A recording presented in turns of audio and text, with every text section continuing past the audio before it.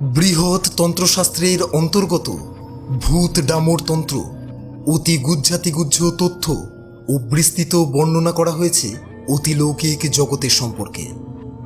সংস্কার বা কুসংস্কারের তর্কে না গিয়ে কেবল সেই প্রাচীন বিদ্যাকে উপজীব্য করে লেখা এক ভয়ের গল্প অভিজিৎ চক্রবর্তীর কলমে পিশাচি ফুলমণি আজ আপনাদের শোনাবো অন্ধকার অডিও স্টোরিতে। প্রসঙ্গত বলে রাখি, ডামর তন্ত্রের কথা উঠলেই যে নামটা সবার আগে আমাদের মনে আসে তা হলো তারানাথ তান্ত্রিক। তবে আপনারা চিন্তা করবেন না, অন্ধকারে তারানাথ তান্ত্রিকের স্টক ফুরোতে এখনো অনেক বাকি। খুব শিগগিরই তারাদাস বন্দ্যোপাধ্যায়ের লেখা অরিজিনাল তারানাথ তান্ত্রিকের একটা না শোনা একদম নতুন ভয়ের গল্প আপনাদের জন্য আসতে চলেছে অন্ধকার অডিও স্টোরিজে। শুধু করজোরে আপনাদেরকে অনুরোধ করব, দয়া করে তাই আমাদের পাশেই থাকুন। লেখক অভিজিৎ চক্রবর্তী বর্তমান সময়ের একজন তরুণ প্রতিভাবান লেখক। বাড়ি নৈহাটি। ছোটবেলা থেকেই লেখালেখির সূত্রপাত। দশম শ্রেণীতে পড়ার সময় লেখা প্রকাশিত হয় একটি বিখ্যাত ম্যাগাজিনে। পরবর্তীকালে লেখা প্রকাশিত হয় কলেজ ম্যাগাজিনেও, যদিও এরপর দীর্ঘকাল কলম বন্ধ থাকে। সম্প্রতি একটি ফেসবুক গ্রুপ ও ইউটিউব চ্যানেলে যৌথ উদ্যোগে আয়োজিত একটি ইভেন্টে গল্প লেখার মাধ্যমে আবার শুরু হয় নতুন করে লেখার প্রচেষ্টা। বেশ কয়েকটি ইউটিউব চ্যানেল সহ বহু সংকলনেও তার গল্প প্রকাশিত হয়েছে। গল্পে যাওয়ার আগে আমাদের আপনাদের কাছে বিনীত অনুরোধ, দয়া করে গল্পটি হেডফোন ব্যবহার করে পুরোটা শুনবেন। আর যদি আমাদের গল্পগুলি আপনাদের ভালো লাগে তাহলে লাইক, শেয়ার ও সাবস্ক্রাইব করে আমাদের উৎসাহ দেবেন। কমেন্ট করে জানাতে পারেন এই ভিন্ন স্বাদের ভয়ের গল্পটি আপনাদের কেমন লাগলো, বা এরকম গল্প আপনারা আরও শুনতে চান কিনা। গল্পের প্রধান চরিত্রে অভয়বাবু, সর্বানন্দ তান্ত্রিক ও পিশাচি। গল্পের বিভিন্ন চরিত্রে আছেন জয়, সায়ন্তন, প্রীতম, সহেলি ও আমি শুভজিৎ। গল্প পাঠে জয়, গল্পের সমন্বয়কারী আমি শুভজিৎ। শুরু হচ্ছে অভিজিৎ চক্রবর্তীর কলমে ভয়ঙ্কর তন্ত্রভিত্তিক গল্প পিশাচি ফুলমণি।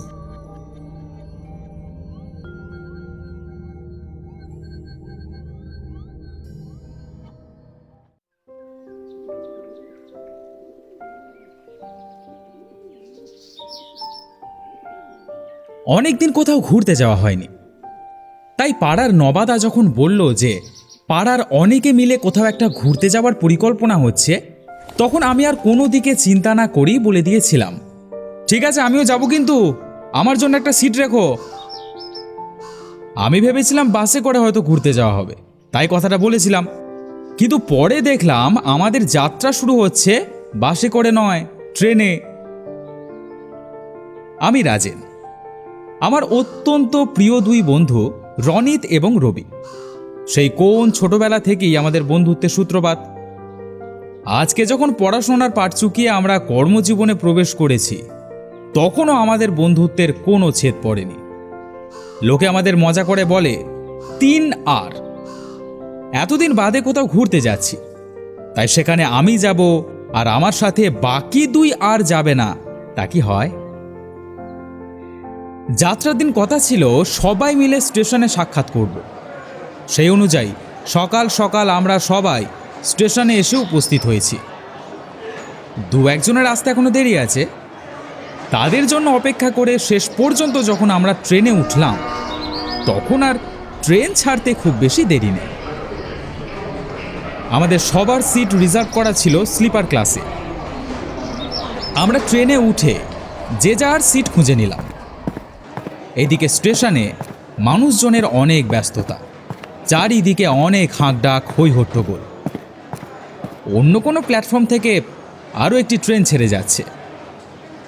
স্টেশনে লাউডস্পিকারের সামনে বিভিন্ন ট্রেনের যাতায়াতের ঘোষণা করা হচ্ছে। আমরা 3 বন্ধু একই জায়গায় আপার, মিডল এবং লোয়ার বার্থ পেয়েছি। এখন দিনের বেলা, তাই বসে যাচ্ছি। আমাদের উল্টো দিকেই দেখলাম অভয়বাবু এবং কাকিমা বসে আছেন।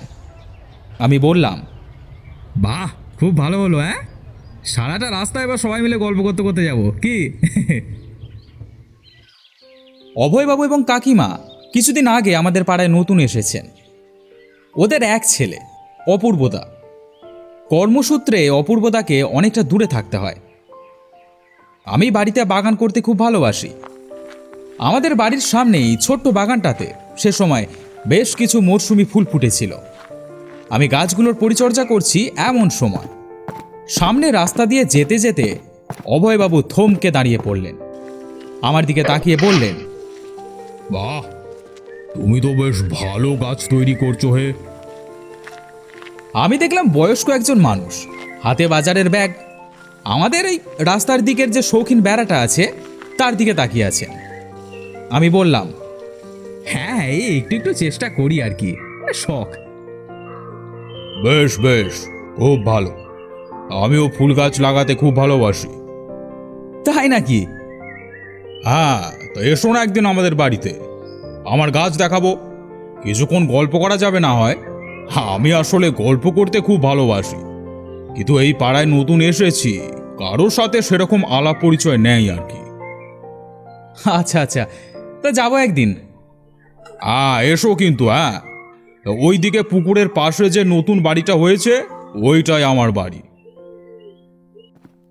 এরপরেও আরও দু একদিন বলাতে আমরা 3 বন্ধু অর্থাৎ 3 আর মিলে গিয়েছিলাম অভয়বাবুর বাড়িতে। তখন জানতে পারি যে ভদ্রলোক সারা জীবনে বিভিন্ন ধরনের কাজ করে বেরিয়েছিলেন। কখনো কোনো একটা কাজে বেশি দিন আটকে থাকতে পারেননি, ফলে ওর ঝুলিতে প্রচুর অভিজ্ঞতা। এমনকি বিয়ের আগে উনি কিছুদিন সর্বানন্দ তান্ত্রিক নামে এক বিখ্যাত তান্ত্রিকের শিষ্যত্ব গ্রহণ করতে চেয়েছিলেন। সেই সময় তিনি বেশ কিছুদিন তার সাথে ছিলেন। শুনে তো আমরা একবারে লাফিয়ে উঠলাম। রবি বলেছিল, তান্ত্রিক? আরে বাস! কাকাবাবু, আপনার কি সেই তান্ত্রিকের সাথে থাকার সময় কোনো অলৌকিক ঘটনার অভিজ্ঞতা হয়েছে? রবির কথা শুনে তিনি মুচকি হেসেছিলেন। তারপর বলেছিলেন, একটা নয়, অনেক ঘটনা ঘটেছিল, যে ঘটনাগুলো মনে পড়লে আজও আমার গায়ে কাঁটা দেয়। তবে আজকে আর সেই গল্প বলবো না, পরে একদিন সুযোগ পেলে অবশ্যই তোমাদের বলবো সেরকম ঘটনার কথা।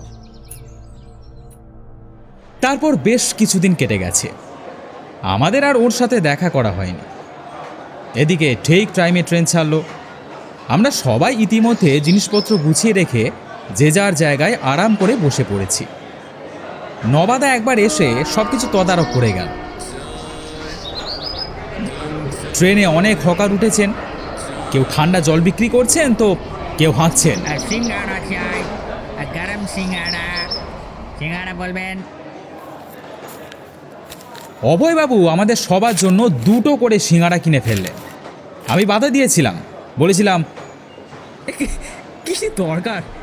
হ্যাঁ, নবাদা তো সবার জন্য ব্রেকফাস্টের প্যাকেট দিয়েছেন, সেটাই খাওয়া যাবে না হয়? অভয়বাবু বললেন, আরে সেটা হবে হবে, আমাদের তো অনেক দূর যাত্রা, অনেকক্ষণ ট্রেনে থাকতে হবে, তা মাঝে মাঝে মুখ না চালাতে পারলে আমার আবার ঠিক স্বস্তি হয় না। ওর এই মুখ চালানো কথাটা যে দর্শবোধক তা আমাদের বুঝতে কিছুদিন সময় লেগেছিল। কিছুদিন পরে আমরা বুঝতে পেরেছিলাম যে এই মানুষটি যেমন খেতে ভালোবাসেন তেমনি গল্প করতেও ভালোবাসেন। তো আমরাও অভয়বাবুর পাল্লায় পড়ে সমানে মুখ চালাতে লাগলাম। কিন্তু কিছুক্ষণ পরেই মনটা খারাপ হয়ে গেল। হঠাৎ মুষলধারে বৃষ্টি নেমেছে, ফলে ট্রেনের জানালাগুলো বন্ধ করে দিতে হলো। কাঁচের জানালা, কিন্তু তার উপর জল পড়ায় বাইরের প্রায় কিছুই দেখা যাচ্ছে না। আমরা নিজেদের মধ্যেই বিভিন্ন বিষয় নিয়ে আড্ডা মারতে লাগলাম। হঠাৎ অভয়বাবু বললেন, গল্প শুনবে? আমি বললাম, হ্যাঁ শুনবো, তবে যেমন তেমন নয় কিন্তু। হ্যাঁ, আপনার কোনো পূর্ব অভিজ্ঞতা শুনতে চাই।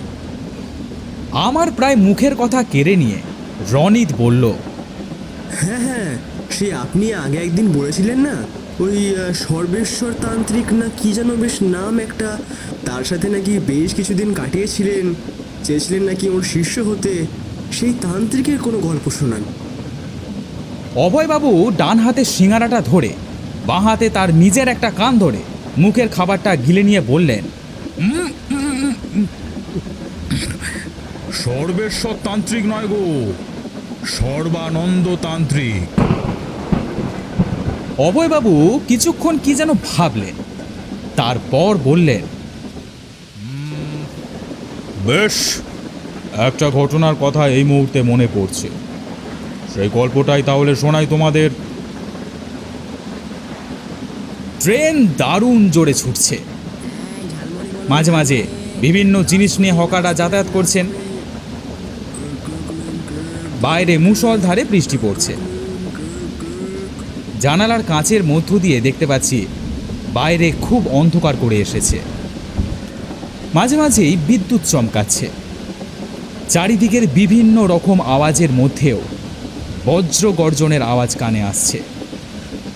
এরই মাঝে ছুটন্ত ট্রেনের মধ্যে বসে অভয়বাবু শুরু করলেন সর্বানন্দ তান্ত্রিকের গল্প।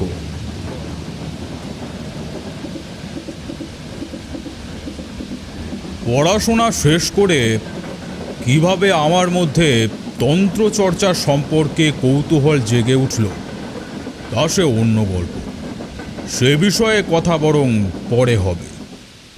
শুধু এটুকু জেনে রাখো, আমার জীবনে এক সময় আমি বাড়ি ছেড়ে বেরিয়ে গিয়েছিলাম। ইচ্ছে ছিল তন্ত্রচর্চা করব, তাই এক সময় বেরিয়ে পড়ি বাড়ি ছেড়ে।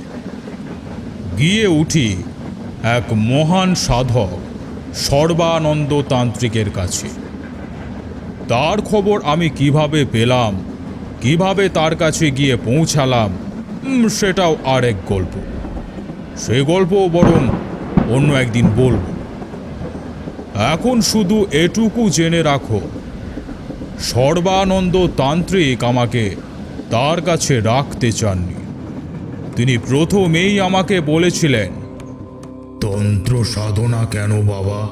হ্যাঁ, এ তো সবার জন্য নয়। তুই এই পথের পথিক হতে পারবি না। ফিরে যা, সংসারে ফিরে যা। কেন বাবা? আমি কেন তন্ত্র সাধনা করতে পারবো না? বললাম যে সব কর্ম সবার জন্য নয়। তা সে আমার মধ্যে জেদ চেপে গিয়েছিল। আমি তার সংস্পর্শ ত্যাগ করে আসিনি। দীর্ঘদিন থেকে গিয়েছিলাম তার সাথে। এর ফলে আমি বেশ কিছু বিচিত্র ঘটনার সাক্ষী। সেই ঘটনাগুলির মধ্যে একটা ঘটনার কথা আজ তোমাদের বলবো। সর্বানন্দ তান্ত্রিকের সাথে তার শিষ্য হওয়ার বাসনায় রয়ে গেছি। তিনি রোজই আমাকে চলে যেতে বলেন, অথচ আমি দাঁতে দাঁত চেপে সেখানেই থেকে যাই। হঠাৎ একদিন তিনি বললেন, চল রে, এখানে অনেক দিন হয়ে গেল, অনেক দিন এক জায়গায় রয়ে গেছি, চল এবার কিছুদিন একটু ঘুরে বেরিয়ে আসি। বেড়াতে যাওয়া হবে শুনে আমার মন খুব উৎফুল্ল হয়ে উঠল। কি কি নিয়ে যেতে হবে তাই মনে মনে হিসাব করে সব কিছু জোগাড় করতে শুরু করলাম। আমার কাণ্ড দেখে সর্বানন্দ তান্ত্রিক হেসে বললেন, এগুলো সব কি হবে রে? হ্যাঁ, কেন গুরুদেব? পথে কি পাওয়া যায় না যায় তার তো কোনো ঠিক নেই। সব গুছিয়ে সঙ্গে করে নিয়ে যাওয়াই তো ভালো, তাই না? বলেছি না, সব কর্ম সবার জন্য নয়। তুই সর্বত্যাগী হতে পারবি না। শোন, আমার সঙ্গে যদি বের হতে চাস তাহলে কিচ্ছু সঙ্গে নিতে পারবি না, শুধুমাত্র তোর গায়ের পোশাকটা ছাড়া। অবাক হয়ে দেখলাম, সত্যি সত্যি তিনি নিজের গায়ের পোশাকটা ছাড়া আর কিচ্ছু নিয়ে বেরোলেন না। যেখানে যা পাওয়া যায় তাই দিয়ে পেট ভরান, এবং সামান্য একটু মাথা গোঁজবার ঠাঁই পেলে সেখানেই রাত কাটান। আবার পূর্ণিমার রাত হলে তো কোনো কথাই নেই, সে রাতেও হাঁটবার বিশ্রাম নেই। রবি হঠাৎ জিজ্ঞাসা করল, হঠাৎ মানে আপনারা কি হেঁটে হেঁটে ঘুরে বেড়াচ্ছিলেন নাকি? গাড়ি চড়ে ঘুরে বেড়ানো সেই সাধকের কম্য নয়। সর্বানন্দ তান্ত্রিকের ঘুরে বেড়ানো মানে অনর্গল কথা বলতে বলতে মাইলের পর মাইল না থেমে হেঁটে যাওয়া, বিভিন্ন গ্রামগুলিকে দেখা, মাঝে মধ্যে গ্রামের মানুষের সাথে কথা বলা। সেই গ্রামের মানুষের কাছে যদি কিছু খাবার পাওয়া যায় তো ভালো, না হলে বন জঙ্গলের ফলমূল তো আছেই। তো যাই হোক, এইভাবে হাঁটতে হাঁটতে একদিন একটা গ্রামের কাছে পৌঁছেছি। তখন সূর্য পশ্চিম আকাশে ঢলে পড়ছে। বিস্তীর্ণ চাষের ক্ষেত খাঁ খাঁ করছে। কিছুদিন আগে ধান কাটা হয়ে গেছে। মাঠের মাটি শুকিয়ে এসেছে, তবে শুকিয়ে একেবারে ফুটি ফাটা হয়ে যায়নি। আমরা সেই ক্ষেতের ওপর দিয়েই হেঁটে চলছিলাম। গ্রামের কাছাকাছি এসে তান্ত্রিক থমকে দাঁড়ালেন। তারপর আমায় বললেন, দাঁড়া এখানে, আর এক পাও এগোবি না। গ্রামের চারিদিকে একটা হালকা কালো ছায়া দেখতে পাচ্ছিস? আমি ভালোভাবে দেখবার চেষ্টা করলাম, কিন্তু কিচ্ছু দেখতে পেলাম না। আমার ভ্যাবাচাকা খাওয়া মুখের দিকে তাকিয়ে তান্ত্রিক বললেন, এই গ্রামে কিছু একটা সমস্যা আছে। সবটা না বুঝে চট করে তোর এই গ্রামে ঢোকা ঠিক হবে না। তুই এখানে দাঁড়া, আমি দেখে আসছি। এই বলে আমাকে আর কিছু বলবার সুযোগ না দিয়ে তিনি বড় বড় পা ফেলে গ্রামের দিকে চলে গেলেন। আমি সেই মাঠে একটা আলের উপর বসে রইলাম। ধীরে ধীরে সূর্য ডুবে গেল, চারিদিকে অন্ধকার নেমে এলো, কিন্তু সর্বানন্দ তান্ত্রিক ফিরে আসছেন না। আমি কি করব কিচ্ছু বুঝতে পারছি না। আমাকে বলে গেছেন তিনি আসবার আগে যেন আমি মাঠ ছেড়ে গ্রামের ভেতরে না ঢুকি, কিন্তু বসে থেকে ধৈর্য হারিয়ে ফেলছি। আর কতক্ষণই বা বসে থাকা যায়? এদিকে মনের মধ্যে একটা চিন্তা হয়ে চলেছে। গ্রামের মধ্যে কি এমন আছে? কি দেখলেন তান্ত্রিক? গ্রামের মধ্যে তিনি গেলেন, অনেকক্ষণ হয়ে গেছে, এখনো ফিরে আসছেন না কেন? তার কোনো বিপদ আপদ ঘটল না তো? এরকম অনেক চিন্তা মনের মধ্যে ভিড় করে আসতে লাগলো। শেষ পর্যন্ত আর বসে থাকতে পারলাম না। যা হয় হবে, এই ভেবে আমি গ্রামের দিকে পা বাড়ালাম। গ্রামের ভেতরে ঢুকতেই দেখলাম তান্ত্রিক আমার দিকে এগিয়ে আসছেন। আমার কাছাকাছি এসে তিনি বললেন, ও, তুই এখানে চলে এসেছিস? আচ্ছা, ঠিক আছে, আয় আমার সাথে। গ্রামের মধ্যে অশুভ কিছু আছে আপনি বলছিলেন, তা কি আছে গুরুদেব? ও কিছু নয়। সন্ধেবেলা সূর্যের আলো এমন তেরচাভাবে পড়ছিল গ্রামের গাছগাছালির ওপর, তাতেই একটু দৃষ্টিভ্রম হয়েছিল বলতে পারিস। আয় আয়, আর দাঁড়িয়ে থাকিস না, আয় আমার সাথে। বলে তান্ত্রিক পেছনে ঘুরে হাঁটতে লাগলেন।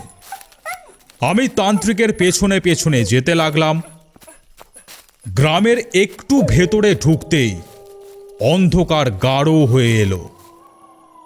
এত তাড়াতাড়ি এরকম ঘুটঘুটে অন্ধকার হয়ে যাবে তা ভাবতে পারিনি। অবস্থা এমন দাঁড়ালো যে অন্ধকারে পথও ঠিকমতো দেখতে পাচ্ছি না। অথচ তান্ত্রিক অবলীলাক্রমে এই ঘন অন্ধকারের মধ্যে হেঁটে চলেছেন। কিভাবে যে এত অন্ধকারের মধ্যেও তিনি এভাবে হাঁটছেন বুঝতে পারলাম না। কোন দিকে যাচ্ছি বুঝতে না পেরে জিজ্ঞেস করলাম, আমরা এখন কোথায় যাচ্ছি? গ্রামের মধ্যে। আর কোনো প্রশ্ন জিজ্ঞাসা করতে ভরসা হলো না, কিন্তু গ্রামের মধ্যে কোথায় যাচ্ছি তা বুঝতে পারলাম না। হঠাৎ আমার পরিচিত একটি কণ্ঠে পেছন থেকে শুনতে পেলাম, তুই এখানে? কথাটা শুনতে পেয়ে পেছনে ঘুরে তাকালাম। অন্ধকারের মধ্যেই মনে হলো তান্ত্রিক দাঁড়িয়ে আছেন। আরে আপনি তো আমার সামনে হেঁটে যাচ্ছিলেন, আমার পেছনে এলেন কিভাবে? তোর সামনে হাঁটছিলাম। কখন? উল্টো দিক থেকে শুনতে পেলাম তান্ত্রিকের কণ্ঠস্বর। আবার দাঁড়িয়ে পড়লি কেন? আয়, অনেক কাজ বাকি আছে। সেদিকে ঘুরে দেখি অন্ধকারে তান্ত্রিকের মতনই এক ছায়া মূর্তি। এত অন্ধকারের মধ্যে আমি যে কিভাবে ছায়ামূর্তি দেখতে পেলাম কে জানে, কিন্তু আমার দুই দিকে সর্বানন্দ তান্ত্রিক। দুজনের কাউকেই অন্ধকারে ভালোভাবে দেখা যাচ্ছে না। ঘটনাটা যে কি ঘটছে তা আমি বুঝতে পারলাম না। বললাম, এটা কি হচ্ছে? হ্যাঁ, আপনি আমার দুদিক থেকে কথা বলছেন কিভাবে?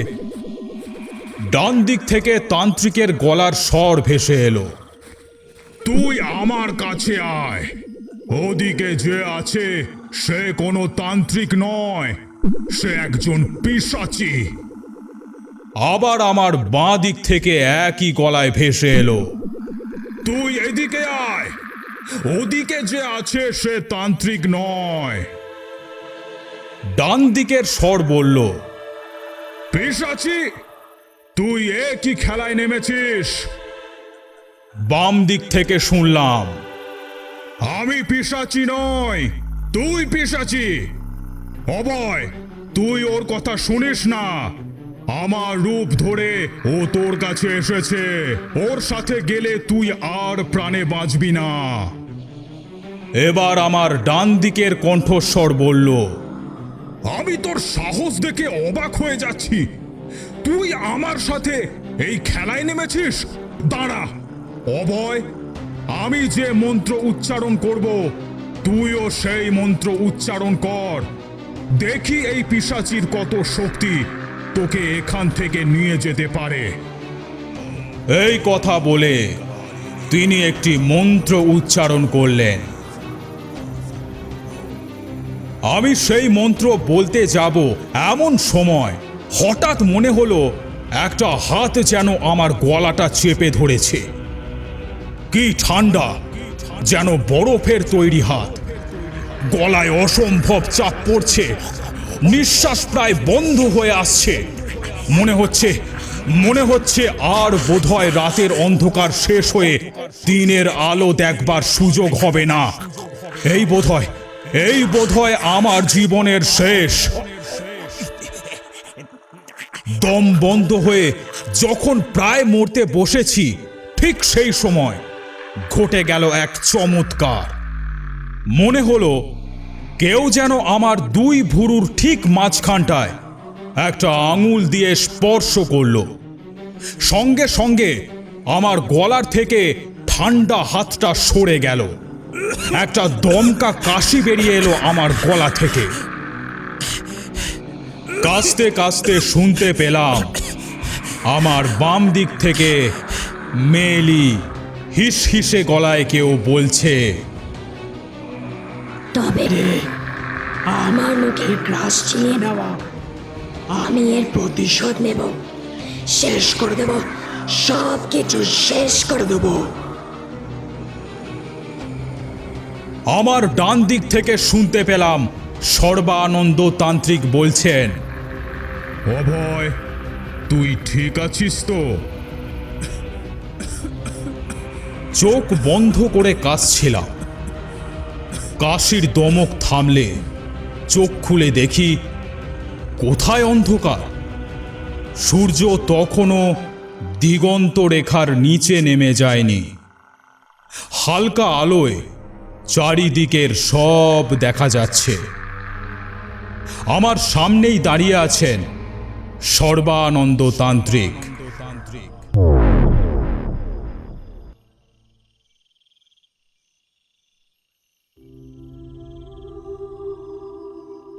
বাবা, আমরা আজ অনেকদিন পর গ্রামের সবাই এক জায়গায় হয়েছি।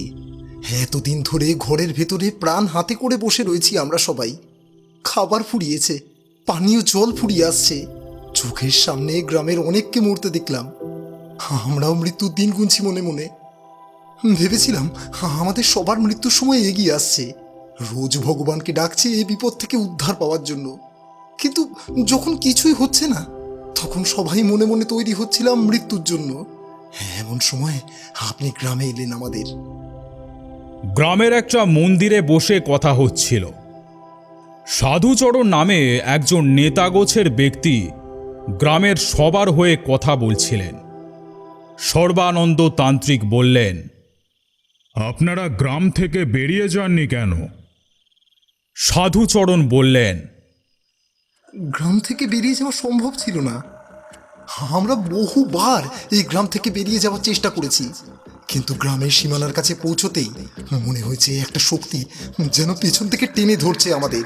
কিছুতেই গ্রামের বাইরে বেরোতে দিচ্ছে না।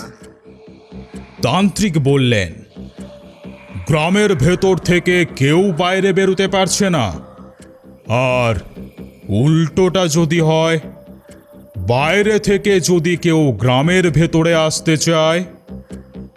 সাধুচরণ বললেন, বাইরে থেকে অনেকেই ভেতরে এসেছেন, যেমন আজকে আপনারা আসলেন, কিন্তু কেউ আর পেরিয়ে যেতে পারেনি। আমি বললাম, কিন্তু এরকম একটা অশুভ শক্তি দৌড়াত তো আপনাদের গ্রামে শুরু হলোই বা কিভাবে? সাধুচরণ বললেন, আমাদের গ্রামের উত্তর দিকে একটা জঙ্গল আছে। জঙ্গলটা খুব বেশি বড় নয়, কিন্তু অত্যন্ত ঘন এবং সাপ ও বিষাক্ত পোকামাকড় ইত্যাদিতে ভরা। এর ফলে এই জঙ্গলে খুব একটা কেউ যায় না। মাসখানেক আগে আমাদের গ্রামে শহর থেকে দুটো ছেলে বেড়াতে এসেছিল। তাদের আত্মীয় এই গ্রামেই থাকে। একদিন ঘুরতে ঘুরতে ওরা গ্রাম ছেড়ে এই জঙ্গলের কাছাকাছি গিয়ে পৌঁছয়। তারপর কিভাবে এবং কি কারণে জানি না, তারা জঙ্গলের ভেতর ঢুকতে শুরু করে। সেদিন বিকেলে আমি এবং আমার সাথে আরো কয়েকজন এই মন্দিরের চাতালে বসেই কথা বলছিলাম। আমার ছবির মতন পরিষ্কার মনে পড়ে সেদিনের বিকেলটা। আমাদেরই একজন গ্রামবাসী আমাকে জিজ্ঞাসা করলো, সাধুদা, এবারে মাঘী পূর্ণিমার পুজোর কি হবে? উত্তরে বললাম, প্রতি বছর যেমন হয় তেমনই হবে। তখন সে আবার বললে, হ্যাঁ, তাহলে তো তার জন্য এখন থেকেই প্রস্তুতি শুরু করতে হবে। আমি কিছু একটা বলতে যাচ্ছিলাম, এমন সময় একজন 25-26 বছরের যুবক বাঁচাও বাঁচাও বলে চিৎকার করতে করতে আমাদের এই মন্দিরের দিকে ছুটে এলো। যুবকটার পোশাক ছেঁড়াখোড়া, সারা শরীর ক্ষতবিক্ষত, মাথা চুল উস্কো খুস্কো, চোখে মুখে একটা ভয়ার্ত দৃষ্টি।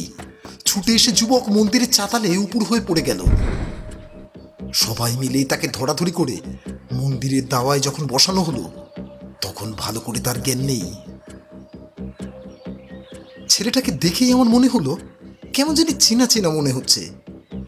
পাশের জনকে জিজ্ঞাসা করলাম, হ্যাঁ রে, এই ছেলেটা মনে হয় আমাদের নৃপেনির সম্পর্কে কি জানি একটা হয়, তাই না? এই দুদিন আগেই তো আমাদের গ্রামে বেড়াতে এসেছে। ওর সঙ্গে ওর একটা বন্ধু এসেছে। আমি এবার তাকে জিজ্ঞাসা করলাম, তোমার এই অবস্থা হলো কি করে? জানেন ঠাকুরমশাই, উত্তরে ভয়ার্ত গলায় সেই যুবক আমাকে বলল, আমাকে বাঁচান, ওই কাল পিশাচি আমাকে মেরে ফেলবে। আমি তো অবাক হয়ে গেলাম। জিজ্ঞাসা করলাম, কার কথা বলছো? কে তোমাকে মেরে ফেলবে? উত্তরে সেই যুবক ভয়ার্ত মুখে কাপা কাপা হাতে আঙুল তুলে জঙ্গলের একটা দিক আমাকে দেখালে। তারপর কোনো রকমে এসে বলল, ওই জঙ্গলের ভেতর থাকে এক পিশাচি। ব্যাপারটা আমার মাথায় ঢুকলো না। এবারে আমি তাকে প্রশ্ন করলাম, আমি তো ঠিক বুঝতে পারছি না, একটু খোলসা করে বলো আমাদের। ইতিমধ্যেই সেই ছেলেটাকে জল খেতে দেওয়া হয়েছিল। জল খেয়ে মুখে মাথায় জলের ছিটে দিয়ে সে যেন কিছুটা ধাতস্থ হলো। তারপর সে বলল,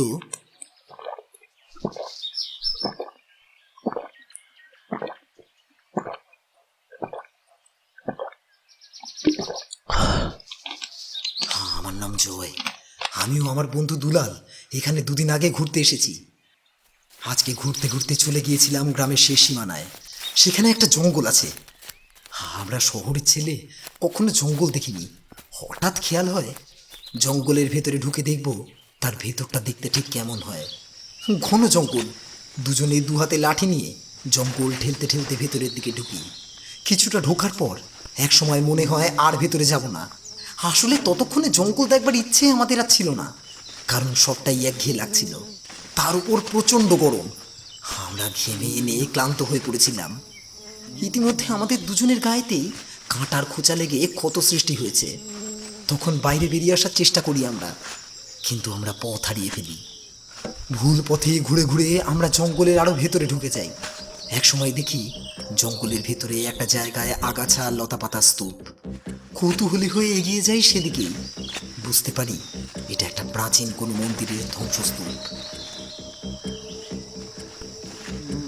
সেই ভগ্নাবশেষ মন্দিরের চার কোণায় চারটে ছোট্ট ছোট্ট স্তম্ভ ছিল, কাঠের স্তম্ভ। এক সময় এই স্তম্ভগুলোতে কোনো প্রাচীন দেবদেবীর মূর্তি খোদাই করা হয়েছিল। ভালো করে দেখলে বোঝা যায় হয়তো কিছু মন্ত্র খোদাই করা ছিল। আমার বন্ধু দুলালের একটা পদ অভ্যেস আছে। সে কোথাও দাঁড়ালে কিছুতে হেলান না দিয়ে দাঁড়ায় না। এখানেও সে একটা স্তম্ভে হেলান দিয়ে দাঁড়াতেই স্তম্ভটা তৎক্ষণাৎ ভেঙে যায়। সঙ্গে সঙ্গে একটা মহিলা গলায় তীক্ষ্ণ চিৎকার বেরিয়ে আসে ওই মন্দিরের ভেতর থেকে।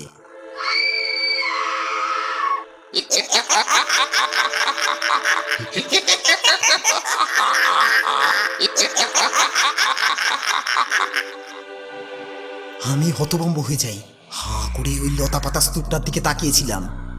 দুলালের আর্তচিৎকারে আমি আমার সম্বিত ফিরে পাই। ঘুরে তাকাতেই দেখি একটা মহিলা মূর্তি দুলালের সামনে দাঁড়িয়ে আছে। সেই মহিলার রূপ বর্ণনা করার সাধ্য আমার নেই। আমি ভয় পেয়ে দিক বিদিক জ্ঞান শূন্য হয়ে জঙ্গলের মধ্যে ছুটতে থাকি। ঘন জঙ্গলের মধ্যে জোরে ছোটাও সম্ভব নয়। গাছের ঘষায় এবার আমার শরীর ক্ষতবিক্ষত হয়ে যায়, কিন্তু আমি প্রাণপণে ওই জঙ্গল থেকে বের হতে চাই। এক সময় কোনো রকমে জঙ্গল থেকে বেরিয়েও আসি। ফিরে আসি এই গ্রামে। গ্রামের ভেতরে ঢুকে এই মন্দিরে প্রথমেই আপনাদের দেখতে পাই। সেই শুরু ঠাকুর মশাই, সেদিন সন্ধেবেলায় জয় মারা যায়। মরবার আগে ও কিরকম একটা অদ্ভুত প্রলাপ বকছিল। আর ওর বন্ধু, সে তো জঙ্গলেই মারা গিয়েছিল। আমরা এই জঙ্গলের ভেতরে থাকা মন্দির সম্বন্ধে কিছুই জানি না। জয়ের কাছ থেকে এই ঘটনাটা শুনবার পর আমরা জঙ্গলে ঢুকে সেই মন্দিরের খোঁজ করেছিলাম, কিন্তু আমরা জঙ্গলের ভেতর সেই মন্দির খুঁজে পাইনি। এদিকে একটা অদ্ভুত কাণ্ড শুরু হয়। সেদিন থেকে কেউ গ্রামের বাইরে আর বের হতে পারে না। গ্রামের মানুষেরা এক একজন করে শেষ হতে থাকে।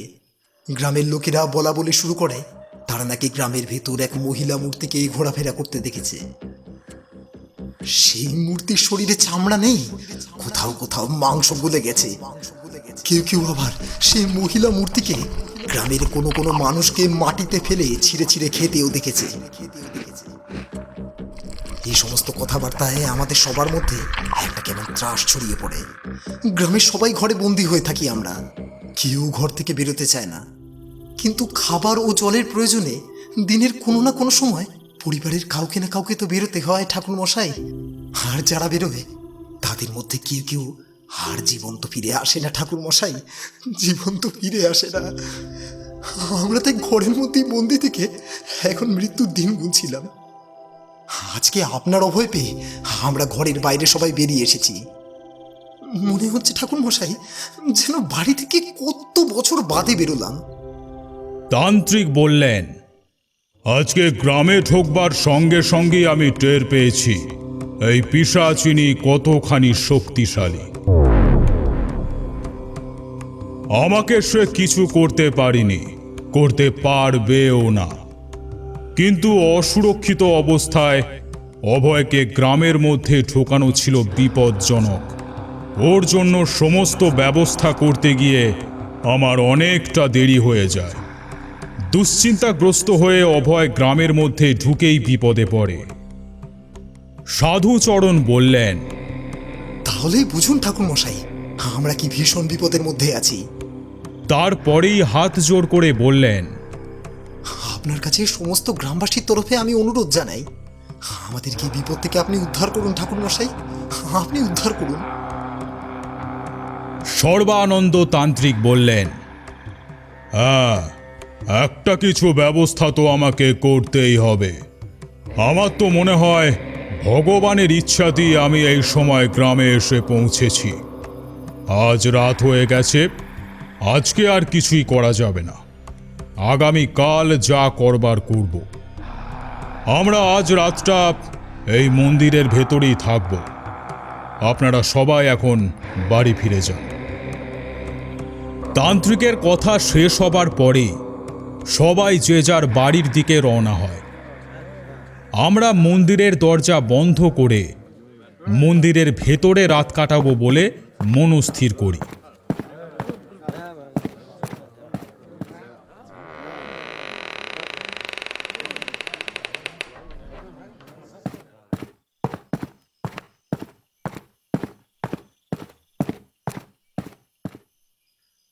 মন্দির থেকে আলোচনা শেষে সবাই বাড়ির দিকে রওনা হওয়ার প্রায় মিনিট 5 বাদে একটা মানুষের গলার তীব্র আর্তনাদ ভেসে আসে। আর্তনাদে আমার শরীরে কাঁটা দিয়ে ওঠে। আমি জিজ্ঞাসু দৃষ্টিতে তান্ত্রিকের দিকে তাকাই।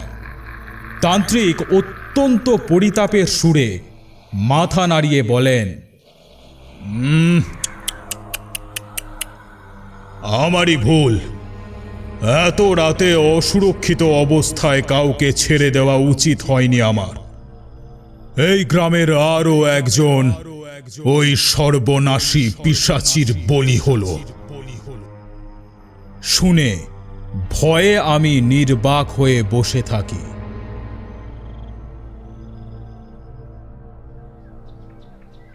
পরদিন জানা গেল পরিতোষ নামক গ্রামের এক মানুষ মারা গেছেন। বাড়িতে ওর স্ত্রী এবং ছোট এক পুত্র আছে। পরদিন সকালে বুক ফাটা চিৎকারে আমার ঘুম ভাঙল। মন্দির থেকে বেরিয়ে গিয়ে দেখি মন্দিরের কাছেই পরিতোষের বাড়ি। তার স্ত্রী চিৎকার করে কাঁদছেন। বাড়ির কাছেই পরিতোষের লাশ পড়ে আছে। বিভৎস অবস্থা। মাথাটা ধড়ের থেকে কিছুটা দূরে বিচ্ছিন্ন হয়ে পড়ে আছে। সারা শরীরে চামড়া নেই। বিভিন্ন জায়গা থেকে মাংস খুবলে খাওয়া হয়েছে। রক্তে ভেসে গেছে চারিদিক। পরিতোষের স্ত্রী চিৎকার করে কাঁদতে কাঁদতে বলছেন, আমি গতকাল বারবার করে বলেছিলুম বাড়ি থেকে বেরিও না, তাও কেন গেল?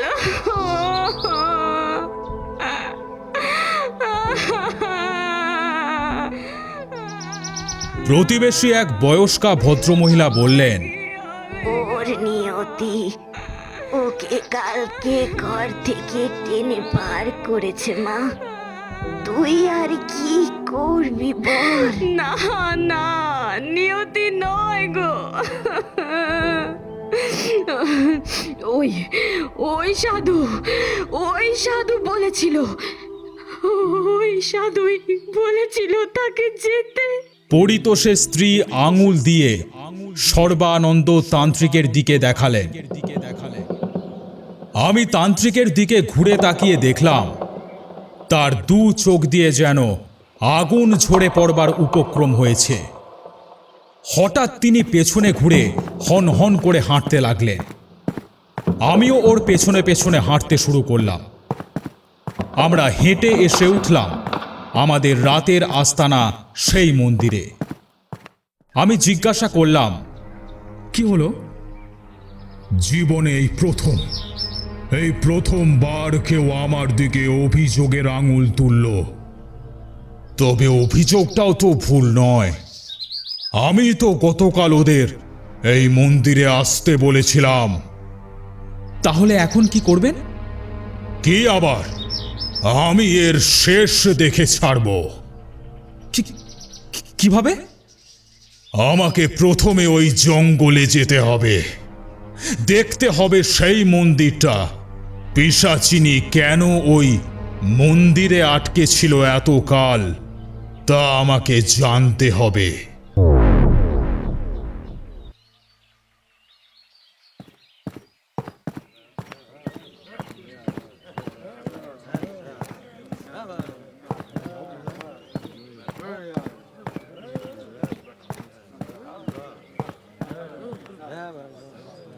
কিছুক্ষণ পরে কয়েকজন গ্রামের মানুষ মন্দিরে এলেন। তাদের মধ্যে সাধুচরণও ছিলেন। তিনি বললেন, তাহলেই বুঝুন ঠাকুরমশাই, আমরা কি ভীষণ বিপদের মধ্যে আছি। সর্বানন্দ তান্ত্রিক বললেন, হ্যাঁ, আমি এই গ্রামের প্রত্যেকটি মানুষের অবস্থা বুঝতে পারছি। আমি ওই জঙ্গলের মধ্যে যাব। জঙ্গলের মধ্যে যে মন্দিরটির কথা গতকাল আপনারা বলেছিলেন, আমি সেই মন্দিরটিতে যাব। আপনারা আমাকে পথ দেখিয়ে দিন। গ্রামবাসীদের কয়েকজন দূর থেকে আমাদের জঙ্গলের পথটা দেখিয়ে দিলেন। আমি এবং সর্বানন্দ তান্ত্রিক সেই জঙ্গলে প্রবেশ করলাম। প্রথমেই তান্ত্রিক একটা লাঠি হাতে করে এগোচ্ছিলেন। দেখলাম তান্ত্রিকের কাঁধে একটা কাপড়ের ঝোলা ব্যাগ। এই ব্যাগটা তো উনি সঙ্গে করে গ্রামে আনেননি। বুঝতে পারলাম এটা উনি আজকে গ্রাম থেকে সংগ্রহ করেছেন। আমি তান্ত্রিকের পেছনে পেছনে চলেছি। আমার হাতেও একটা লাঠি। অত্যন্ত ঘন জঙ্গল। লাঠি দিয়ে ঝোপঝাড় সরিয়ে পথ করে আমাদের এগোতে হচ্ছে, কারণ এ জঙ্গলে মানুষের যাতায়াত নেই। জঙ্গলের মধ্যে আমরা কতদূর এসেছি জানি না। জঙ্গলটা এমনিতেই ঘন ঝোপঝাড়ে ভর্তি। তারও ওপর যত জঙ্গলের ভেতরে ঢুকছি ততই যেন জঙ্গলের ঘনত্ব বাড়ছে। জঙ্গলের মধ্য দিয়ে চলাফেরায় আমি মোটেই অভ্যস্ত নই। ফলে গাছের ঘষায়, কাঁটার খোঁচায় আমার শরীরের বিভিন্ন জায়গার চামড়া কেটে গিয়ে জ্বালা করছে। সূর্য মাথার ওপরে উঠে এসেছে, কিন্তু বড় বড় গাছ থাকায় জঙ্গলের ভেতরে রৌদ্রের তেজ আমরা বুঝতে পারছি না। তবে সূর্যের আলোয় জঙ্গলের ভেতরটা পরিষ্কার দেখা যাচ্ছে। হঠাৎ এমন সময় মনে হলো যেন অতি দ্রুত সন্ধ্যা হচ্ছে, যেন চারিদিকে হঠাৎ করেই অন্ধকার ঘনিয়ে আসছে। আমি কিছু বোঝবার আগেই সর্বানন্দ তান্ত্রিক ডান হাত দিয়ে আমার বাঁ হাতের কবজিটা চেপে ধরলেন।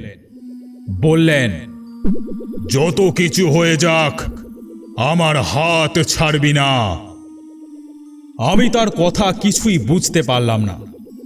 খালি চারিদিকে তাকিয়ে দেখলাম কাজলের মতো কালো অন্ধকার চারিদিক থেকে এগিয়ে এসে আমাদের যেন গিলে ফেলতে চাইছে। মনে হচ্ছে যেন কাজল কালো ধোঁয়া কোথা থেকে এসে চারিদিক অন্ধকার করে তুলেছে। এখন চারিদিক ঘন অন্ধকার। অন্ধকার এতটাই জমাট যে আমি আমার নিজের হাত পা পর্যন্ত দেখতে পাচ্ছি না। তার সাথে এবার বুঝতে পারলাম আরও একটা অস্বাভাবিকতা বিরাজ করছে। তা হলো জঙ্গলে কোনো শব্দ নেই। এতক্ষণ আমরা জঙ্গলের পথ দিয়ে আস্তে আস্তে বিভিন্ন কীটপতঙ্গের আওয়াজ, পাখির আওয়াজ পেয়েছি, কিন্তু এখন কোনো এক মন্ত্র বলে যেন সব আওয়াজ থেমে গেছে। আমার বাঁ দিক থেকে শুনতে পেলাম তান্ত্রিক বিড়বিড় করে কোনো এক মন্ত্র পড়ছেন। ব্যাপারটা কি হচ্ছে আমি চারিদিকে তাকিয়ে বোঝবার চেষ্টা করছি, কিন্তু অন্ধকারে আমি কিছুই দেখতে পাচ্ছি না। ঠিক এমন সময় আমার ডান দিক থেকে সর্বানন্দ তান্ত্রিকের গলা ভেসে এলো। এ কি অভয়, তুই এখানে দাঁড়িয়ে পড়েছিস কেন? আর ওটাকে যে তোর হাতটা ধরে আছে, ছাড়িয়ে নে শিগগির। আমার বাঁ দিক থেকে তান্ত্রিক বললেন, সর্বনাশী পিশাচি, তুই আবার সেই খেলা শুরু করেছিস? তুই কি ভেবেছিস আমি তোর খেলায় ভয় পাবো? কখনোই না।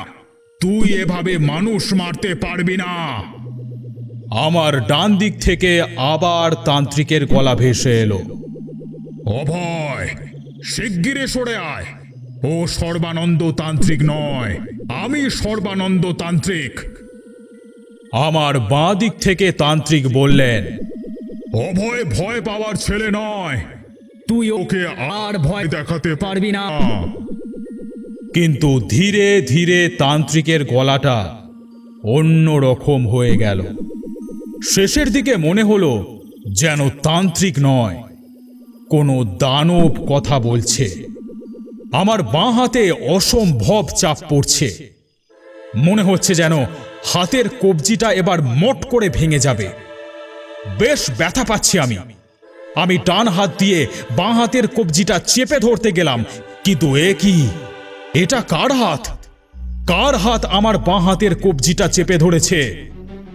একটা রোমশ থাবা। কে এটা? এটা তো কোনো গরিলার হাত বলে মনে হচ্ছে। সর্বানন্দ তান্ত্রিক তো নয়। এরপর হাত দিয়েই বুঝতে পারলাম সেই হাতের প্রতিটা আঙুলের আগায় ধারালো নখ রয়েছে। আমার সারাটা শরীর কাঁটা দিয়ে উঠল। হাতটা ছাড়িয়ে নিতে চাইলাম, বললাম, কে আপনি? হ্যাঁ, কে আপনি? আমার বাঁ দিক থেকে দানবের মতো গলায় একটা উত্তর এলো, ভয় পাস না, ও তোকে ভয় দেখাতে চাইছে। ভয় দেখিয়ে তোকে আমার থেকে সরিয়ে নিতে চাইছে। আমার থেকে দূরে গেলে তো সর্বনাশ। ও তোকে ভয় দেখাতে চাইছে, তুই ভয় পাস না। কিন্তু আমার মাথায় তখন সবকিছু গুলিয়ে যাচ্ছে। তান্ত্রিকের গলার স্বর এমন দানবের মতো হচ্ছে কেন? তান্ত্রিকের হাত একটা গরিলার হাতের মতো মনে হচ্ছে কেন? উনি কি সত্যিই সর্বানন্দ তান্ত্রিক, নাকি অন্ধকারের মধ্যে আমার দিক ভুল হয়ে গেছে? ডান দিক থেকে আওয়াজ এলো, চলে আয়, চলে আয়, চলে আয় বলছি, চলে আয় এখনই। একঘেয়ে ঘ্যান ঘ্যানে সুরে আমার মাথার ভেতরটা কেমন করে উঠল। এমনিতেও অন্ধকারের মধ্যে দুই দিক থেকে তান্ত্রিকের গলার স্বর শুনতে পেয়ে আমি সব ভুলে গিয়েছিলাম। তার উপর একটু আগে যাকে দেখেছি আমার হাতটা চেপে ধরতে, তিনি তো আমার পরিচিত, আমার গুরুদেব সর্বানন্দ তান্ত্রিক। কিন্তু এখন তার হাত আর মানুষের হাত নেই। ফলে আমি আর সহ্য করতে পারলাম না। এক ঝটকায় হাতটা ছাড়িয়ে নিলাম।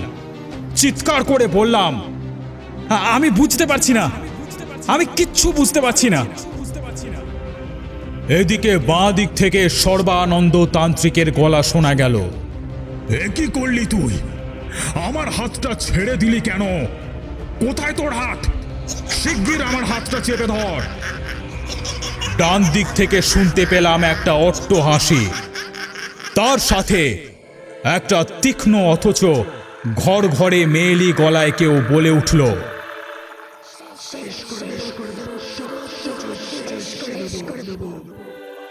হঠাৎ আমার মনে হলো আমার যেন শরীরের কোনো ওজন নেই। মনে হচ্ছে যেন ওপর থেকে নিচের দিকে আমি পড়ে যাচ্ছি। আমি যেন তলিয়ে যাচ্ছি অতল কোনো গহ্বরে। সঙ্গে সঙ্গে শুনতে পেলাম সেই কান ফাটানো অট্টহাসি। আমি আর স্থির থাকতে পারলাম না, একটা চিৎকার করে উঠলাম।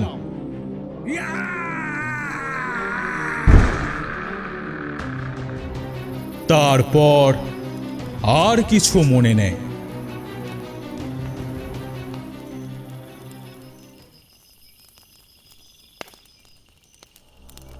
জ্ঞান ফিরে আসবার পর ধীরে ধীরে চোখ খুললাম।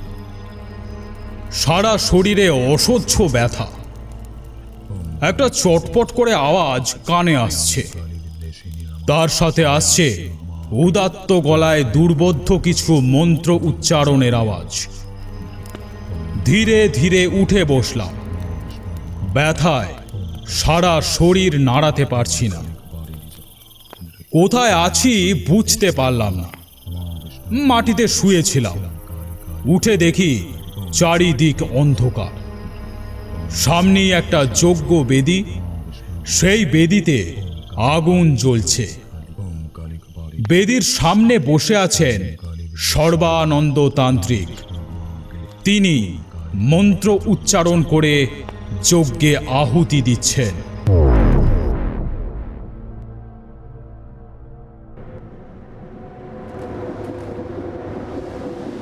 হঠাৎ রবি জিজ্ঞাসা করল, যজ্ঞ? কিন্তু উনি যজ্ঞের উপকরণ পেলেনটা কোথায়? অভয়বাবু রবির প্রশ্ন শুনে একটু মুচকি হেসে বললেন, আমার গল্প বিশ্বাস হচ্ছে না বুঝি? হ্যাঁ? রবি একটু অপ্রতিভ হয়ে বলল, না না, অবশ্যই বিশ্বাস করছি। কিন্তু আপনি বললেন না আপনারা দুজন যখন বাড়ি থেকে বেরিয়েছিলেন তখন আপনাদের সাথে নাকি শুধু আপনাদের পরনের পোশাক ছাড়া আর কিছু ছিল না। অভয়বাবু বললেন, হ্যাঁ, তোমাদের আমি একটু আগে কথা বললাম না যে যখন আমরা জঙ্গলে ঢুকলাম তখন তান্ত্রিক একটা ঝোলা সঙ্গে করে নিয়ে এসেছিলেন। আমার ধারণা যে ওই ঝোলার মধ্যেই যজ্ঞের উপকরণ ছিল। তিনি ওই উপকরণগুলি সম্ভবত ওই গ্রাম থেকে জোগাড় করেছিলেন।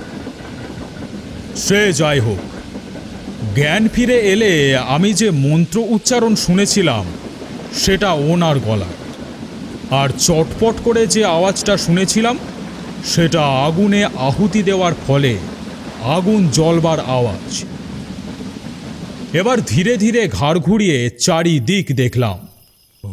এখন মনে হয় রাত, চারিদিক অন্ধকার। যজ্ঞের আলোয় যতটা দেখা যায় তাতে বুঝতে পারলাম আমরা ঘন বনের ভেতরে আছি। আমরা যে জায়গাটাতে আছি সেই জায়গাটা একটু ফাঁকা। কয়েক হাত দূরে বড় বড় গাছের জঙ্গল। অন্যদিকে ঘাড় ঘুরিয়ে দেখতে পেলাম অতি প্রাচীন একটি মন্দির। এই মন্দিরের আকৃতি বর্ণনা করা আমার পক্ষে সম্ভব নয়। শুধু এতটুকু বলতে পারি, মন্দিরটাকে দেখলে আর মন্দির বলে মনে হয় না। চারিদিক থেকে ভেঙে পড়েছে, বড় বড় গাছ গজিয়ে গেছে। মন্দিরের দেওয়ালে শ্যাওলা ধরে মন্দির আর দেখা যাচ্ছে না। বিভিন্ন লতা গুল্ম আষ্ঠে পৃষ্ঠে জড়িয়ে ধরেছে মন্দিরটিকে। এককালে যেখানে মন্দিরের দরজা ছিল সেই জায়গাটা দেখতে অনেকটা সুড়ঙ্গের মুখের মতো হয়েছে। আমার জ্ঞান ফিরে এসেছে দেখতে পেয়ে সর্বানন্দ তান্ত্রিক ইশারায় আমাকে যজ্ঞ বেদীর কাছে গিয়ে বসতে বললেন এবং চুপ করে থাকতে বললেন। আমি চুপচাপ যজ্ঞ বেদীর কাছে গিয়ে বসলাম। একটা লাল রঙের সুতো তিনি আমার ডান হাতে বেঁধে দিলেন। আবার মন্ত্রপাঠ চলতে থাকলো। এতক্ষণ জঙ্গলের ভেতরে বিভিন্ন রকম পোকামাকড়ের আওয়াজ পাওয়া যাচ্ছিল। হঠাৎ খেয়াল করলাম কখন যেন সেই আওয়াজ বন্ধ হয়ে গেছে। শুধুমাত্র তান্ত্রিকের মন্ত্র উচ্চারণ ও যজ্ঞের আগুনে কাঠ পোড়বার আওয়াজ ছাড়া আর কোনো আওয়াজ কানে আসছে না। আশেপাশের কোনো গাছের একটা পাতাও নড়ছে না। চারিদিকটা যেন থমথম করছে, যেন অমঙ্গলের আশঙ্কায় নিঝুম হয়ে গেছে চারিদিক। তারপরেই ধীরে ধীরে বিভিন্ন গাছের আগায় দোলা লাগলো। মনে হলো যেন আস্তে আস্তে বাতাসের প্রবাহ শুরু হয়েছে। দেখতে দেখতে সেই প্রবাহের জোর বাড়তে লাগলো। একসময় আমাদের চারপাশে হু হু করে বাতাস বইতে লাগলো। ঝড়ের তাণ্ডবে যেন বড় বড় গাছগুলি ভেঙে পড়তে চাইছে। গাছের মাথাগুলি নুয়ে আসছে মাটির দিকে। শুকনো পাতা, ছোট ছোট ডালপালা বাতাসে উড়তে লাগলো। ধুলোয় চোখ তুলে তাকানো যাচ্ছে না। আমি ডান হাত তুলে চোখ ঢাকা দিলাম। তান্ত্রিকের কিন্তু মন্ত্র উচ্চারণের বিরাম নেই। তিনি মন্ত্র উচ্চারণ করে চলেছেন সমানে। জোর বাতাসেও যজ্ঞের আগুন নেভেনি। একটা পাতলা কুয়াশার চাদর এবার ধীরে ধীরে সমস্ত চরাচরব্যাপী ছড়িয়ে পড়ছে। একটা কটু গন্ধ বাতাসে ছড়িয়ে আসছে, ঠিক যেন কাছাকাছি কোথাও জন্তু মরে পড়ে রয়েছে। ধীরে ধীরে যেমনই কুয়াশার ঘনত্ব বাড়তে লাগলো, তেমনই মাংস পচা গন্ধ তীব্র হয়ে উঠতে লাগলো। আমি অবাক হয়ে গেলাম। এত জোর ঝড় হচ্ছে, অথচ তার মধ্যে এইভাবে কুয়াশা জমছে কিভাবে? শেষে এক সময় এমন অবস্থা হলো যে এক হাত দূরের বস্তুকেও দেখা যাচ্ছে না। হঠাৎ কানের কাছে এক মহিলা কণ্ঠের তীক্ষ্ণ চিৎকার শুনে চমকে গিয়ে সেদিকে ঘুরে তাকালাম। ঘন কুয়াশায় সেদিকে কালো মতো কিছু একটা আছে বলে মনে হলো, কিন্তু সেটা যে কি তা বুঝতে পারলাম না। এদিকে অবাক হয়ে লক্ষ্য করলাম আমার হাতে বাঁধা লাল রঙের সুতোটা যেন আস্তে আস্তে গরম হয়ে উঠছে। হঠাৎ বৃষ্টি শুরু হয়ে গেল। যেমন তেমন বৃষ্টি নয়, একেবারে মুষলধারে বৃষ্টি। এই রকম হঠাৎ করে মুষলধারে বৃষ্টি শুরু হতে আমি আগে কখনো দেখিনি। জলের বড় বড় ফোঁটাগুলো এত জোরে পড়ছে যেন গায়ের চামড়া ফাটিয়ে দেবে। আমি আতঙ্কিত হয়ে উঠলাম, কারণ বৃষ্টির জলের থেকে আমরা যদিও বেঁচে যাই, যজ্ঞের আগুন ঠিক নিভে যাবে। আমরা বেশ বুঝতে পারছি যজ্ঞের আগুনটা এই মুহূর্তে জ্বালিয়ে রাখা আমাদের জন্য কতখানি দরকারি। আমাদের চারপাশে যে অশুভ শক্তি বিরাজ করছে, একমাত্র এই যজ্ঞের আগুনের জন্য সে আমাদের আক্রমণ করতে পারছে না। ঝড়ের হাওয়া যজ্ঞের আগুন নেভাতে পারিনি, কিন্তু বৃষ্টির জলে যদি যজ্ঞের আগুন নিভে যায় তাহলে কি হবে? আমি হঠাৎ অবাক হয়ে দেখলাম বৃষ্টি পড়ছে ঠিকই, কিন্তু বৃষ্টির ফোঁটাগুলো এবার যেন আমাদের সেভাবে গায়ে লাগছে না। বৃষ্টির ফোঁটাগুলো যজ্ঞবেদীর ভেতরে যজ্ঞের আগুনকে স্পর্শ করতে পারছে না, অথচ মুষলধারে বৃষ্টি পড়ে চলেছে। বৃষ্টি শুরু হতেই ধীরে ধীরে কুয়াশাটা যেন মিলিয়ে যেতে লাগলো। কুয়াশাটা মিলিয়ে যেতেই চারপাশের দৃশ্য আমার কাছে পরিষ্কার হয়ে গেল। আমি শিউরে উঠলাম। আমাদের চারপাশে যারা দাঁড়িয়ে আছে ওরা কারা? ওরা কি মানুষ, নাকি অন্য কোনো পশু, নাকি অন্য কিছু? মানুষের মতো আকৃতি বিশিষ্ট যারা দাঁড়িয়ে আছে তাদের কারোর গায়ে চামড়া নেই, কারোর চোখের জায়গায় শুধু দুটো অন্ধকার গর্ত, কারোর আবার চোখটা কোটর থেকে বেরিয়ে সামনের দিকে ঝুলছে। প্রত্যেকেরই গায়ের মাংস পচে গলে বিভিন্ন জায়গা থেকে খসে খসে পড়ছে। মুখের দুই পাটি দাঁত পরিষ্কার দেখা যাচ্ছে, আবার কারোর দাঁতগুলো বড় বড় সূচালো। ওরা যেন অপেক্ষা করছে আমাদেরই জন্য, যেন যে কোনো মুহূর্তেই আমাদের উপর ঝাঁপিয়ে পড়বে। ভয়ে আমার মাথা থেকে পা পর্যন্ত কাঁটা দিয়ে উঠল। তান্ত্রিক ইশারায় আমাকে চুপ করে থাকতে বললেন, কিন্তু আমি পারলাম না। মুখ দিয়ে ভয়সূচক একটা আওয়াজ বেরিয়ে গেল।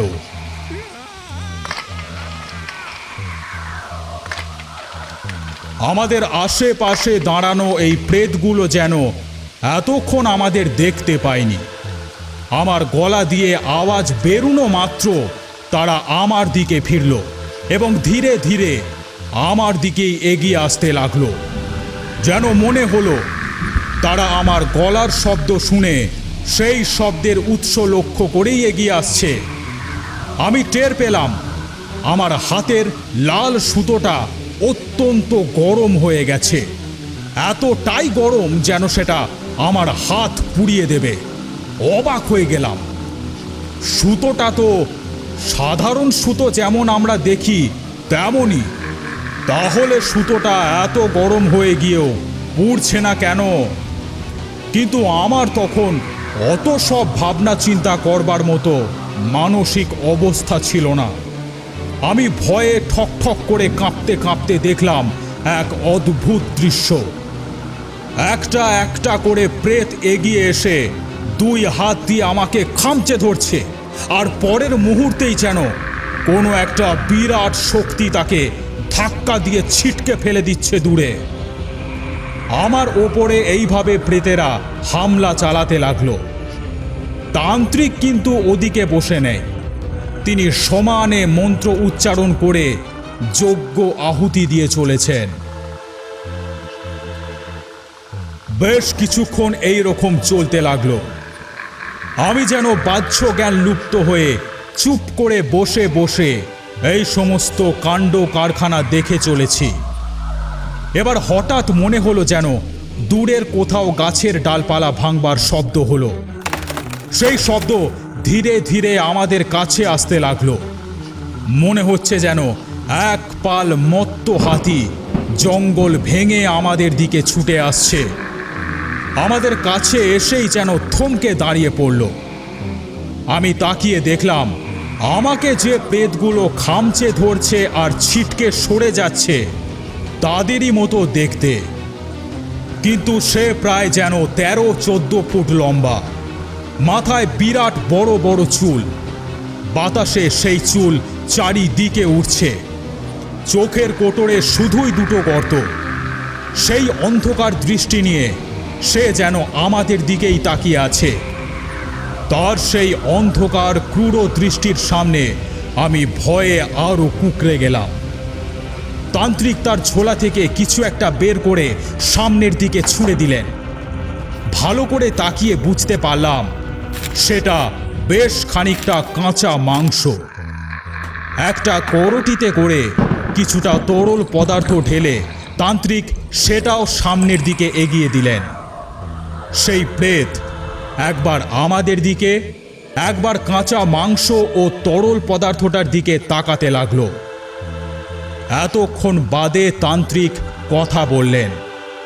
তিনি সেই প্রেতাত্মাকে নির্দেশ দিলেন, খা। বলার সঙ্গে সঙ্গেই সেই প্রেত তার হাত বাড়িয়ে কাঁচা মাংসের দলাটা তুলে নিল, একেবারে মুখে পুড়ে দিল অতটা কাঁচা মাংস। তার মুখ বেয়ে ঝরঝর করে লালা গড়িয়ে পড়ছে। আমি প্রেতের হাতটা দেখে শিউরে উঠেছিলাম। অত লম্বা হাত সে আচমকা বাড়িয়ে দেবে আমি বুঝতে পারিনি। হাতের জায়গায় জায়গায় মাংস গলে গলে পড়ছে, হাড় বেরিয়ে গেছে। হাতের সব কটা আঙুলে বিরাট বড় বড় নখ। এবার প্রেত আবার সেই বিভৎস হাতটাকে বাড়িয়ে মরার মাথাটা তুলে নিল। করটি শুদ্ধ সেই তরল মুখে চালান করে দিল।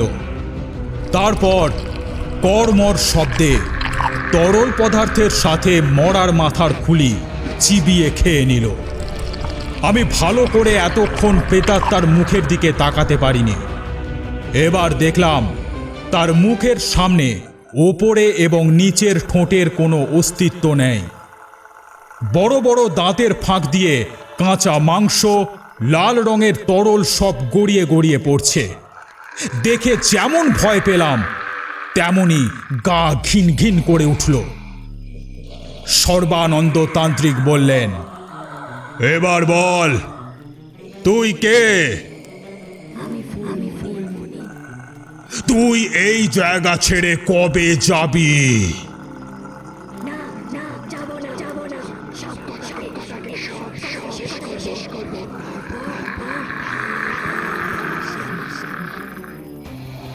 কেন?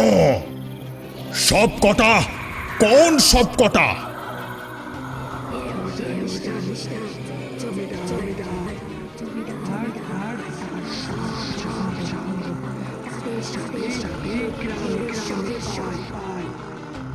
কে জমিদার?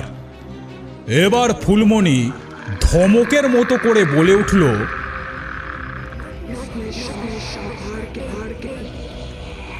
জমিদার রত্নেশ্বর এখন আর বেঁচে নেই।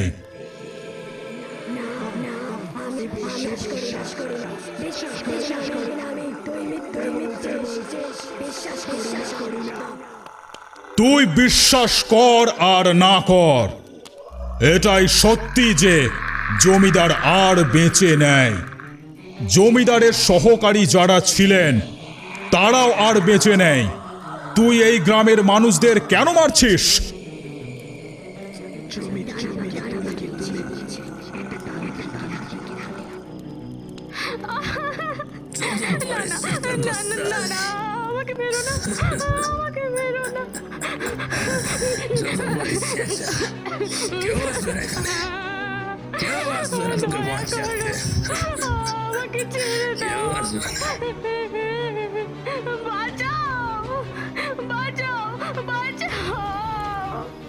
ছেড়ে দাও, ছেড়ে দাও।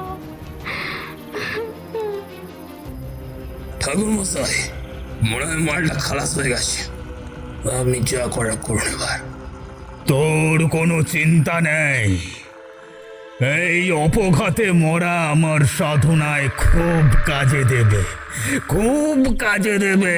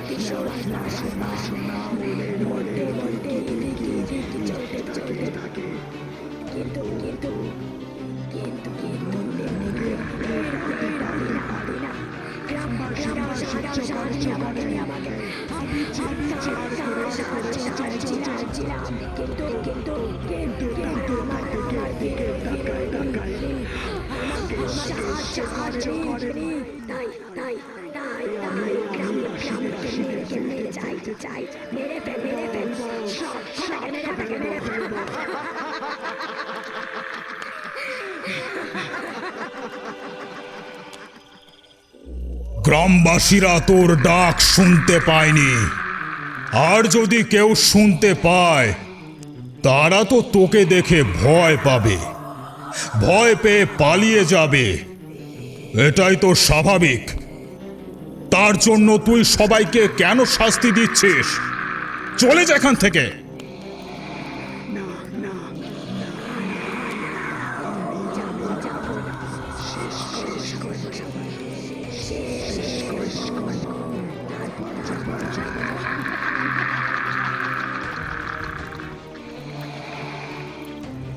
একটা কান ফাটানো হাসি হেসে পিশাচি অদৃশ্য হয়ে গেল।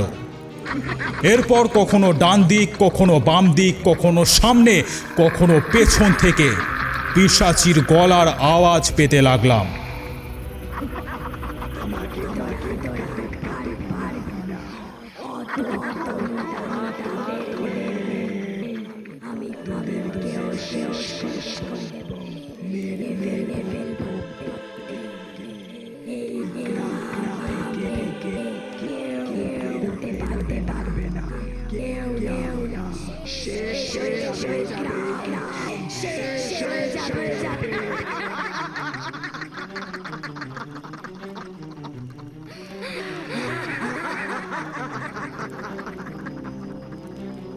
হঠাৎ ঝড় বৃষ্টিপাত সব শেষ হয়ে গেল। এতক্ষণ ধরে যে প্রেতগুলো আমাদের ধরতে আসছিল সেগুলো অদৃশ্য হয়ে গেল। মনে হচ্ছে যেন বিরাট বড় যুদ্ধের শেষে একটা অপরিসীম শূন্যতা এসে গ্রাস করছে আমাদের। চারিদিক নিস্তব্ধ। হঠাৎ সেই নিস্তব্ধতা ভেঙে অনেক দূর থেকে একসাথে অনেকগুলো মানুষের চিৎকার আর্তনাদ শুনতে পেলাম। আমি শঙ্কিত হয়ে সর্বানন্দ তান্ত্রিককে জিজ্ঞাসা করলাম, গুরুদেব, ও কিসের আওয়াজ? তান্ত্রিক বললেন, জঙ্গলটা অত্যন্ত ঘন, কিন্তু খুব বেশি বড় নয়। এখান থেকে গ্রামটা খুব বেশি দূরে নয়। আমি বললাম, তাহলে কি গ্রামের মানুষেরা আর্তনাদ করছেন? হ্যাঁ, কেন? কি হয়েছে তাদের? তারা এতদিন ধরে যে আশঙ্কা করছিলেন সেটাই ঘটেছে। সম্ভবত পিশাচী এবং তার প্রেত সঙ্গী সাথীরা একসাথে গ্রামের ঘরে ঘরে ঢুকে অত্যাচার করতে শুরু করেছে। তাহলে তো তাদের ঘোর বিপদ। হ্যাঁ, বিপদ তো অবশ্যই। এই পিশাচী যাকে হত্যা করে সে তার প্রেত দলের সদস্য হয়ে যায়। তখন সেই প্রেত জীবন্ত মানুষকে আক্রমণ করে। আমি অত্যন্ত ভয় পেয়ে বললাম, তাহলে কি হবে? গ্রামের মানুষেরা তো আর কিছুক্ষণের মধ্যেই শেষ হয়ে যাবে ওদের হাতে। তান্ত্রিক মৃদু হেসে বললেন, তা হবে না। আমি তো এটাই চাইছিলাম। কি? আপনি পিশাচী ভয় পাক, ভয় পেয়ে এমন কিছু একটা করুক যাতে আমার সুবিধা হয়ে যায়। গ্রামের মানুষকে একদল অশুভ শক্তি আক্রমণ করছে আর তাতে আপনার সুবিধা হবে? কি বলছেন আপনি? সেসব কথা পরে হবে। আমি এখন যা বলবো তুই তাই কর। আচ্ছা, বলুন। একটা কাঠ নিয়ে এসে যজ্ঞ কুণ্ড থেকে আগুন জ্বালা। সেই আগুন দিয়ে পুড়িয়ে দে ওই ঘর। মন্দিরে আগুন দেব? ওটা মন্দির নয়, ওটা মন্দিরের আদলে গড়া একটা গুমঘর। এক সময় জমিদার নিজের স্বার্থ সিদ্ধির জন্য ওই ঘরটা বানিয়েছিল। পরে সে এক তান্ত্রিককে ঘরটা ব্যবহার করতে দেয়। যা, আর বেশি কথা নয়, তাড়াতাড়ি যা। আমি উঠে গিয়ে জঙ্গল থেকে একটা শুকনো কাঠ নিয়ে এলাম। সেই কাঠে আগুন ধরিয়ে গেলাম ওই ঘরটার কাছে। ঘরের ভেতরটা শুকনো পাতায় ভর্তি হয়ে আছে। এত শুকনো পাতা এখানে জমা হলো কি করে কে জানে। আমি আগুন ছোঁয়াতেই সম্পূর্ণ ঘরটা দাউ দাউ করে জ্বলে উঠল। সঙ্গে সঙ্গে যেন প্রলয় ঘটে গেল।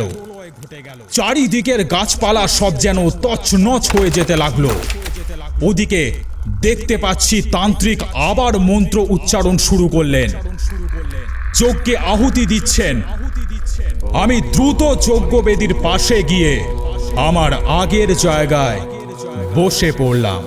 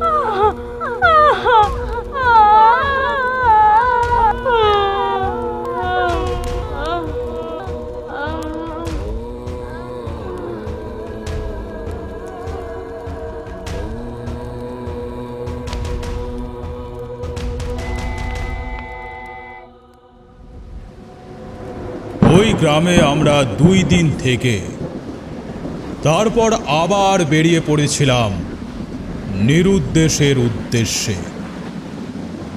রনিত বলল, মানে কিছুই তো বুঝলাম না। গল্পটা তো মনে হলো যেন তাড়াহুড়ো করে মাঝপথে শেষ করে দিলেন। অভয়বাবু একটু খুব খুব করে হেসে নিয়ে বললেন,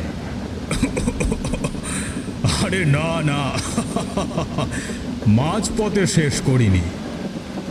আসলে ফুলমণির দেহটা ওই ঘরের মধ্যেই ছিল। ফুলমণির মৃত্যু হয়েছিল বহু বছর আগে। ততদিনে ওর দেহ বলতে হয়তো হাড় কখানা পড়েছিল। ঘরটাতে আগুন ধরিয়ে দেওয়ায় ফুলমণির দেহেও আগুন ধরে যায়। আসলে সর্বানন্দ তান্ত্রিক শুরু থেকেই জানতেন এরকম কিছু একটা ঘটনা হয়তো ঘটেছে। কোনো একটা জায়গায় ফুলমণির দেহকে মন্ত্র পড়ে শুইয়ে রাখা আছে। সেই দেহে কোনোভাবে আগুন ধরাতে পারলে কাজ সম্পূর্ণ হয়ে যাবে। কিন্তু প্রথমে দরকার ছিল সেই মন্দিরটাকে খুঁজে বের করা। তারপরে প্রয়োজন ছিল ফুলমণিকে সেখান থেকে সরিয়ে দেওয়া। না হলে সে কিছুতেই ওই ঘরটাতে আগুন লাগাতে দিত না। অন্ধকারের মধ্যে যখন আমি তান্ত্রিকের হাতটা একটা রোমশ হাতে পরিণত হয়েছে ভেবে হাতটা ছাড়িয়ে নিই, তখন কিন্তু আসলে তান্ত্রিক আমাকে সম্পূর্ণ ছেড়ে দেননি। তিনি জানতেন পিশাচি তার সামনে আমাকে আক্রমণ করবে না। শুরু থেকেই তাই পিশাচি আমাকে সর্বানন্দ তান্ত্রিকের থেকে দূরে সরিয়ে নিয়ে যেতে চাইছিল। যদি পিশাচি আমাকে দূরে সরিয়ে নিয়ে গিয়ে আক্রমণ করতে চায়, তাহলে সবচাইতে ভালো জায়গা হলো ওই মন্দির বলে যে ঘরটাকে আমরা ভাবছি, সেই ঘরটা। পিশাচি যখন আমাকে নিয়ে আসে ওই ঘরটার সামনে, আমাদের পেছনে পেছনে তান্ত্রিকও সেখানে এসে হাজির হয়। ফলে পিশাচি আর আমাকে আক্রমণ করতে পারে না। ঘরটার সামনে পৌঁছানোর পর তান্ত্রিক আমার হাতে বেঁধে দেন একটা মন্ত্রপুত লাল সুতো। সেই লাল সুতো যতক্ষণ আমার হাতে বাঁধা থাকবে, ততক্ষণ কোনো অশুভ শক্তি আর আমাকে আক্রমণ করতে পারবে না। এরপর তান্ত্রিক যজ্ঞ শুরু করে। এর পরের ঘটনা তো তোমাদের জানা। আমি বললাম, কিন্তু তান্ত্রিক এ কথা কেন বললেন যে পিশাচি গ্রামের মানুষদের আক্রমণ করায় তার সুবিধা হয়েছে? ওই যে বললাম, ওই ঘরের সামনে থেকে সরে গিয়ে সমস্ত প্রেত সমেত ফুলমণি পিশাচি উপস্থিত হয়েছিল ওই গ্রামে। ফলে আমাদের ওই ঘরে আগুন লাগাতে সুবিধা হয়েছিল। ওরা ওখানে উপস্থিত থাকলে কোনোভাবেই আমাদের ওই ঘরটাতে আগুন লাগাতে দিত না। রবি এতক্ষণ চুপ করেছিল। এবার সে বলল, কাকাবাবু, একটা কথা। অভয়বাবু বললেন, কি কথা? আচ্ছা, আপনার হাতে বাঁধা সেই লাল সুতোটার কি হলো? মানে পরে সেই সুতোটা আপনি কি করলেন? অভয়বাবু মুচকি হেসে বললেন, সেটা আর একটা গল্প, পরে আরেক দিন বলবো। আজ অনেকক্ষণ কথা বলে গলাটা শুকিয়ে গেছে, বুঝলে? আরে ওই তো একজন চা নিয়ে আসছে, ডাকো তো ওকে।